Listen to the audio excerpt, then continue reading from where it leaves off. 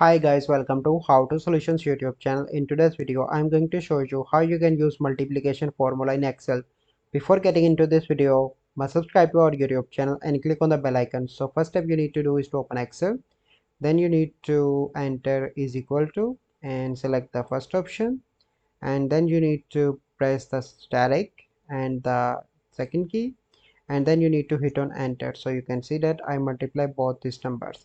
So how I can multiply all this number? The first step you need to press is equal to and write here the product.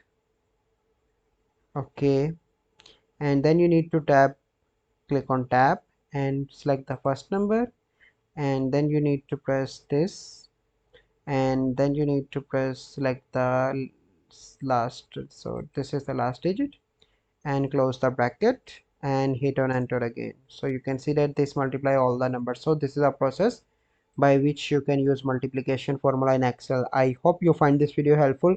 If you find this video helpful, must like this video, subscribe to our YouTube channel for future videos. We'll see you in the next video. Thank you. Have a good day.